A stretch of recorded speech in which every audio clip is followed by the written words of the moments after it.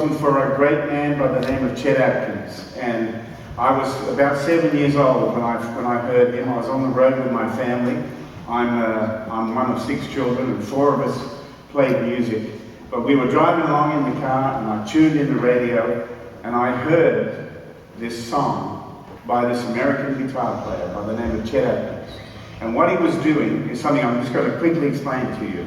With his thumb, he was playing what the left hand on the piano would play, the accompaniment, and then with his fingers he was playing the melody and the harmonies. And this is what it sounds like. Here's the accompaniment, and then here's the melodies.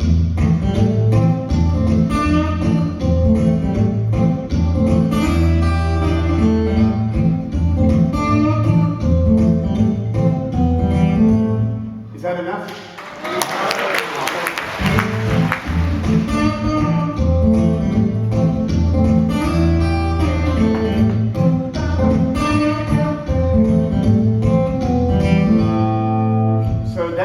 Moment was a galvanizing moment in my life, and I heard that sound and I knew he was playing everything at once, and everybody told me, oh, don't take any notice to that, it's a recording trick, you can't really do that. But somehow I could hear it, and I wanted to work it out, and I just kept at it and at it and at it, listening to Chet Atkins, and I eventually got it. And of course, many years later, I wrote him a fan letter, and we became pen pals.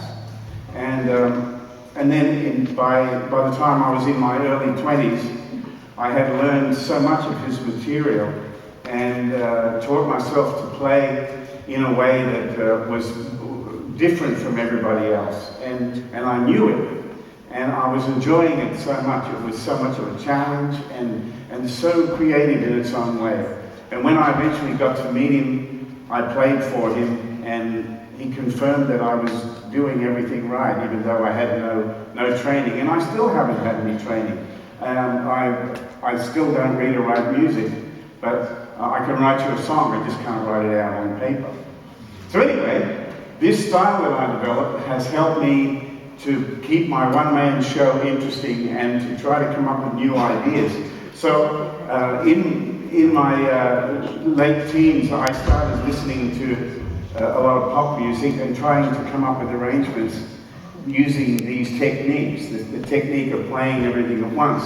So, some tunes by the Beatles make really interesting pieces, and they have become a big part of my repertoire, and people love it, where you get a...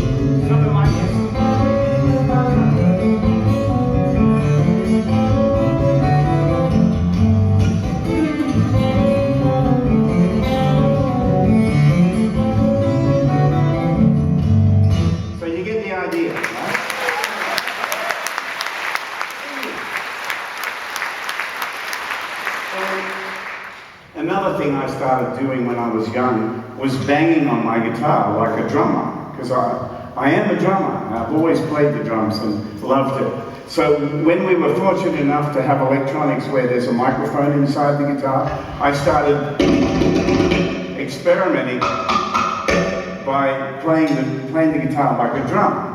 And so I found these patterns, and I found a way of making it sound really interesting.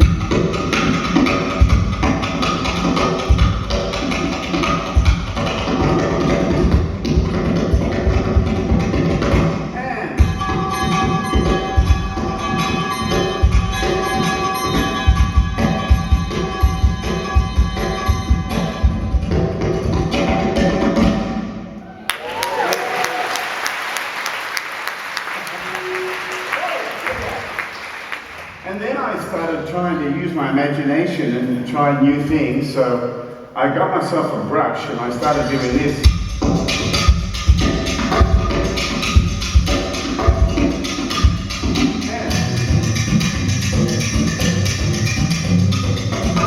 And then I started doing this with my brush so I could get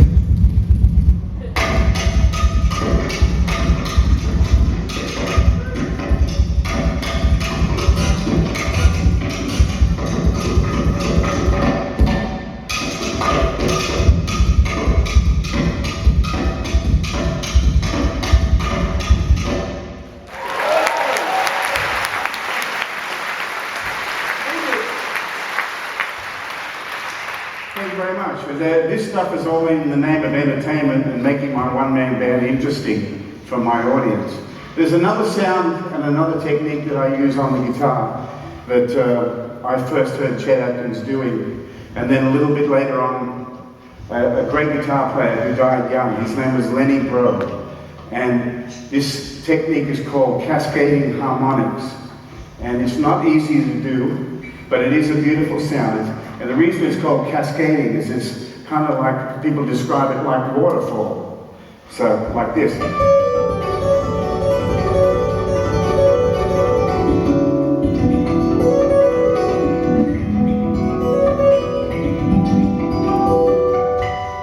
And I use this technique to make my arrangements interesting and create parts of my show that become very intimate with the crowd. And so, some songs like Somewhere Over the Rainbow or the Beatles' Michelle, where I use this technique.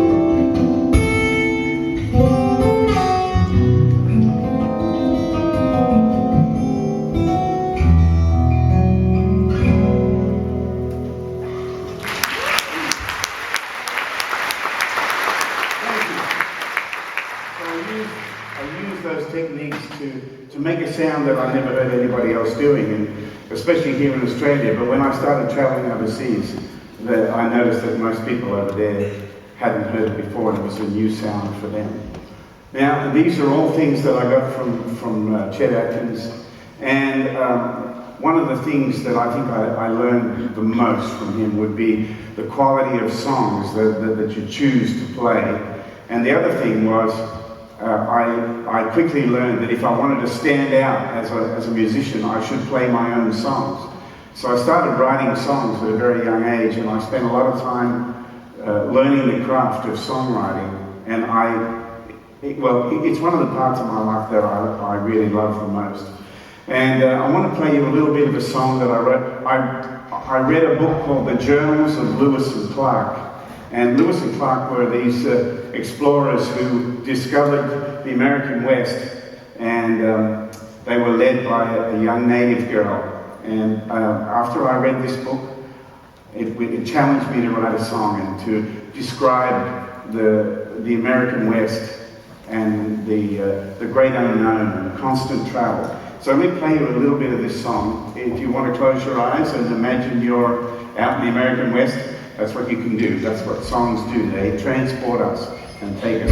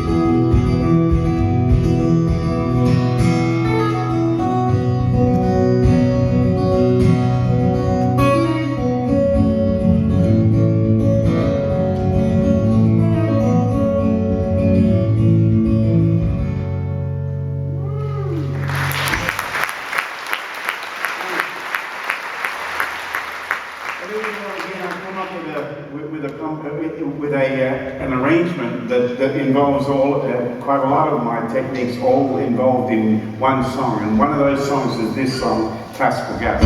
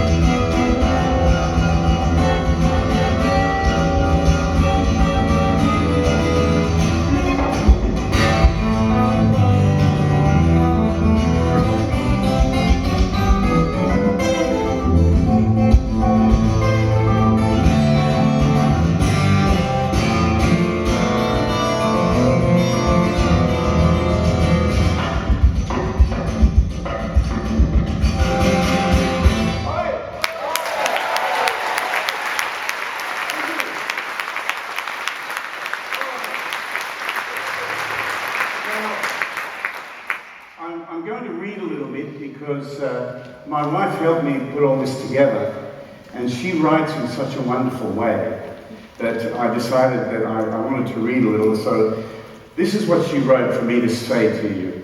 A lot of these things that I do could be seen as show pony tricks, but for me, the real critics are my fans and my audience. When they laugh at my bad jokes, and when they cry at my ballads, and when they share stories that involve my music, it touches my heart so deeply. And I know that I'm doing the right thing. My music has been played at weddings, at funerals. Others have learned my songs and make their living playing like I do. My music has brought life to Alzheimer's patients, willpower to cancer survivors, an escape for grieving families, joy to people's daily drive to work. I hear these stories and I know that music goes beyond what we see, hear and feel.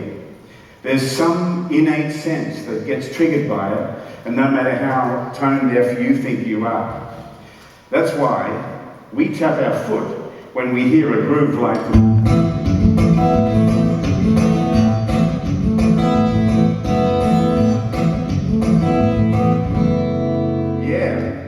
There's another point that I wanted to make here, and it was one of the things that has enabled me to live the dream life. In other words, do what I really love and achieve my goals.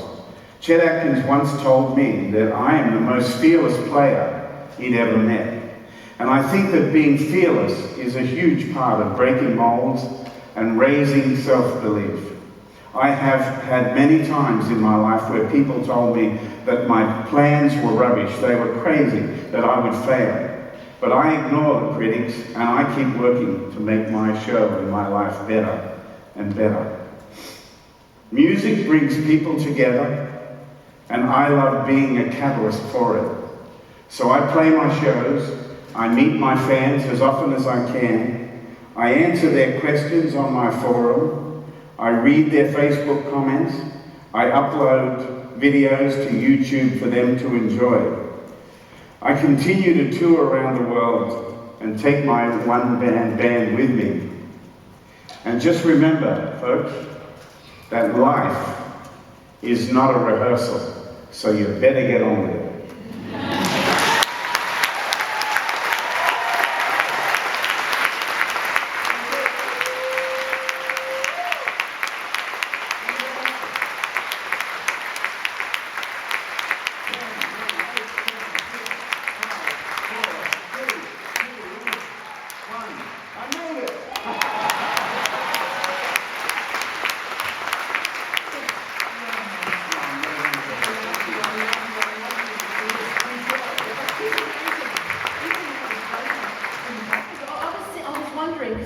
Fantastic. And we've got a little video to show that maybe if I just ask you in front of everybody now, maybe you would come back and just do one or two You bet. or numbers. Would you like this one?